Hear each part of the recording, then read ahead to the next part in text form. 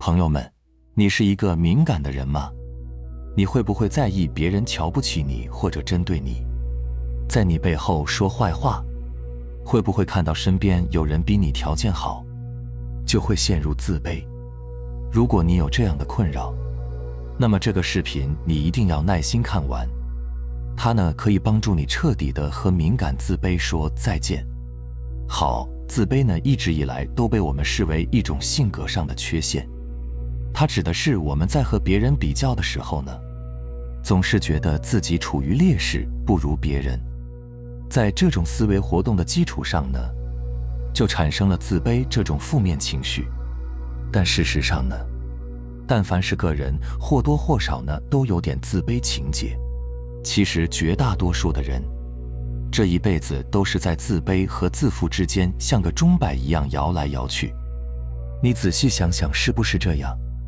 现在有一些人呢，为自卑发展出了一套积极的理论，就像是他们可以把贪婪和欲望换成另外一种角度，理解为人类永不熄灭的进取心一样，也把自卑从积极的角度理解为人类永不停歇的挑战精神。也就是说，人们为了克服自卑，就不得不让自己去面对各式各样的挑战，赢取更大的成功，于是才可以不断地向前迈进。但是这根本就无法解决根本上的自卑问题。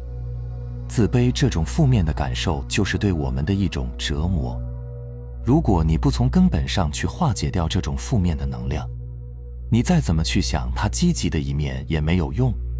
还有人说什么在其他方面的成功可以弥补我们在某一方面的自卑，这种说法呢同样也不成立。就比如一个在外貌上有缺陷的人，无论他在事业上有多么的成功，也都不会消减掉他对于自己自身缺陷的自卑，因为这从根本上来说就是两回事。别人对他事业成功的赞美和肯定是一回事，但是当他一个人在家里对着镜子直面自己缺陷的时候呢，那又是另外一回事。别处的骄傲只在别处，眼前的自卑却依然还是自卑，根本就不存在什么此消彼长。所以最终你想要用正面的价值去抵消自卑，肯定是行不通的。想要彻底的消除自卑，就必须要先找到导致我们自卑的根源所在。我们之前说过，任何负面情绪的产生背后一定都隐藏着一个特定的思维活动。你所有的情绪都是你的思维活动在你身体上呈现出来的一种能量流动。那么问题来了，导致我们产生自卑情绪的背后，到底是什么样的思维活动呢？答案很简单，就两个字：比较。人呢，不论爬到哪一层台阶，在台阶之上，永远有人俯视你；在台阶之下，也永远有人仰视你。这个时候，抬头看，你就会认为自己比别人弱，不如别人，这就会让你产生悲观和自卑的情绪，只会严重地阻碍你生命的热情和动力。低头看，你会认为自己比别人强，这种思维活动呢，会导致的结果就是傲慢与偏见，这会让你变得自负，无法向别人学习，看不到自己的不足，最终停止前进。所以我们可以看到，无论是哪一种比较之后的结果，最后都很糟糕。其实从底层逻辑上来说，这些结果都是你的误判，是因为你给自己找了一个错误的位置。为什么说错误呢？因为比较这种方法从本质上来说，是利用自己和别人的相对位置来做判断。一旦如此，你可能永远也找不到你自己真正的位置在哪里。举个例子，比如你月薪10万，如果和月薪100万的人比呢，你可以说自己什么也不是。但是如果你和月薪几千的比呢，你又可以觉得自己做得还不错。你看，你用别人和自己比，这就相当于是用变化的标尺来测量，因为你换不同的比较对象呢，你得出来的结论呢就会彼此不同。如果你想让自己感觉好点，那你就去找一个弱一点的比；如果你想让自己难受，或者说你的潜意识想让你为你的放弃找到一个合理的理由，那么你就会找一个强大的对象去比。事实上，无论你怎么选择，这都不是一种诚实的做法。记住，在你做自我评价的时候，如果你用的是和别人做比较这个方法，那其实你就是在作弊，因为你一直都在无意识的暗中操控着比较的结果。仔细想想，是不是这么回事？从另外一个角度上来说，喜欢把自己和别人比，其实这说明你并不是真的爱自己，因为你潜意识里觉得你自己不值得，不配单独存在于人世间，你根本就不曾拥有过自身独特的价值，你必须得要和别的什么人比较一下，你才能确定自己的存在。这是多么可悲的一件事情。问你一个问题，如果你在一个无人可比的地方，你又如何存在呢？好了，说了这么多，那么问题来了，一个人到底有没有真实的位置呢？又如何判断这个位置到底在哪呢？答案是肯定的。记住，所谓真实的位置，就是不随衡量标准变化而变化的绝对位置。如果你可以有能力意识到自己是世界上独一无二的存在，可以接受和直面这个你和所有人都不一样的现实，那么你就会发现，你其实根本就无需和任何外人加以比较，但是你依然拥有存在的价值。这个时候，你就可以完全超越自卑和自负的概念。如果你在承认这个前提的基础上，还可以诚实地面对自己，告诉自己说，我的确做不好这个，但是我做那个还行。如果你能以这样的视角看待自己，那么恭喜你，你就得到了一个自己的真实位置。这个位置并不是源自于和任何别人的比较，而只是真实的自己。你自己一定知道自己最强的领域，你知道自己在哪些领域可以达到很高的水平，同时你也清楚自己在哪些领域就算花再多的时间，也只能做到勉强。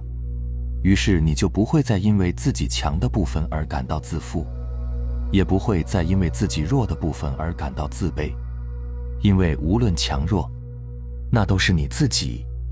这个时候呢，你就是在以一个慈悲的心态接纳了这样一个并不完美的自己。这就是为什么我总会跟大家讲，首先你要接纳自己，就是这个意思。我们的老祖宗早就告诉我们了，行之不得，反求诸己。向内求可以解决一切问题。当我们做到了接纳自己这一点，才可以逐渐地把方向由向外调整为向内。我们就再也不会和以前一样，自卑的时候就想我要如何才能自信起来，然后自负的时候就想我要如何才能不这么自傲。自信又不是盐，你自己也不是一锅汤，可以加加减减在这调味，最后调到正合适。正是由于之前我们衡量自卑的依据一直都是错误的，所以我们做出了错误的追求，觉得追求外物就可以解决我们的自卑，就可以从自卑变成自信，就可以让我们没有烦恼。但真的是这样吗？很多人呢都不理解，为什么一些明明工作很好的人会突然选择辞职不干了。以前朋友开着豪车从你的单车旁边路过的时候，你羡慕朋友的座驾，后来呢你也开上了豪车，当再次遇到开着豪车的朋友的时候呢，你心里就没那么羡慕了。你说为什么你的感受会变呢？是不是还是因为比较？见到比自己更优秀的人，总是会心生自卑。这不是因为你本身有多差，而是你给外界镀上了一层金，你把自己的理想强加在别人身上了，以至于你见到的人都是光芒万丈，十分耀眼。你认为上司过得比你好，你认为所有的老板都比你赚钱更轻松，你认为明星比你快乐。人通常呢，只有经历了才能理解。可是人生没有太多试错的时间，把自己的欲望寄托在别人身上，所带来的是表面的虚荣，骨子里的自卑和精神的内耗。在这个物质丰富的世界，物欲横流，私欲强盛，有吃有喝不行，得吃得有滋味才行；有车开不行，车要有面子才行；孩子能好好上学不行，要比别人家的孩子更优秀才行。可是，你是否真的考虑过自己真正想要的到底是什么？如果是安心的幸福，那获得这种幸福的方式到底是什么？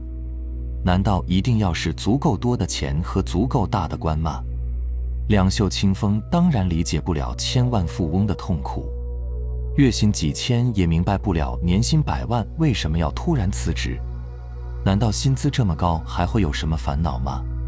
可是你信不信，就算他亲口告诉你他的烦恼，你依然会坚信钱能解决99%的烦恼，剩下的1%需要更多的钱。我们从来没有站在欲望之外去审视他们的真面目。可能你想拥有1000万，但是你又不想背负1000万背后所要面临的压力和责任。欲望强盛，你就只能看到外界的光环，而自己则成了被光明笼罩中的一片黑暗。总之，这个追寻过程整个都是错误的。觉得自己缺乏什么或者不曾拥有什么而感到自卑，和觉得自己拥有和获得了什么而感到自信，这些都是对生命的误解。同时，总在幻想着别人会怎么看自己，也是你对真实世界的一个误解。事实上，绝大多数的人根本就不关心你怎么样，甚至连看都看不见。如果能真正理解这一点，就会把自己头脑里的这些幻想都放在一边，把假想出来的别人的看法也放在一边。只有这样，你的内在才会有足够的空间，让自己可以看清楚自己的真实位置，去实现自我的提升和完善。记住，自卑是在比较之下而产生的一个结果。比较呢，就像是一根刺；自卑呢，就相当于是我们被刺扎了以后的手指头。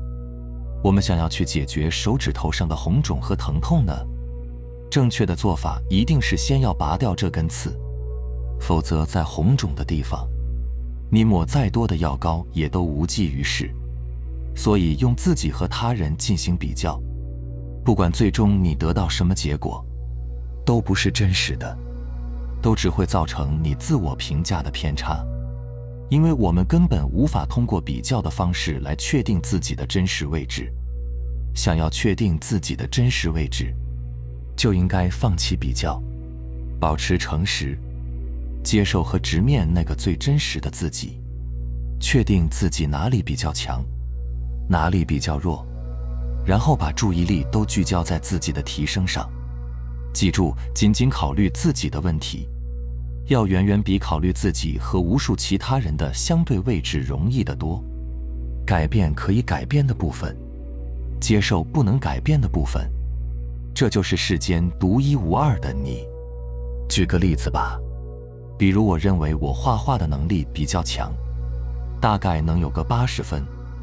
然后呢，我唱歌的水平很弱，大概只有50分。那么当我画画的能力从80分提到了82分的时候呢，我也并没有什么值得骄傲的。如果我唱歌的能力从50分上升到52分，那我也挺满意。就算是一直提升不了，还是保持50分，那我也可以接受。我知道这个世界上有太多的人画画的能力还不到60分呢，但是这和我没有关系。我也知道这个世界上还有很多唱歌能力高于90分的人，他们都能去参加选秀了，但是同样这和我也没有什么关系，因为我就是我。这也许并没有什么令人骄傲的地方，但是我既不自卑也不自负，更不会认为自己比谁强或者不如谁，因为我是独一无二的我自己。梅须逊雪三分白，雪却输梅一段香。寸有所短，我们当然会有短板，但这不正是我们觉得人生有意义的地方吗？内心丰盈者，独行也出众。我们都是会发光的人。路漫漫其修远兮，吾将上下而求索。明白了吗？最后一定要记住，当我们放下比较，真正的开始直面我是谁，而不是我感觉如何的时候，自卑这条绳索就再也不能束缚你了。好了，非常感谢你能看到这里，希望能对你有所触动和启发。我们下期再见。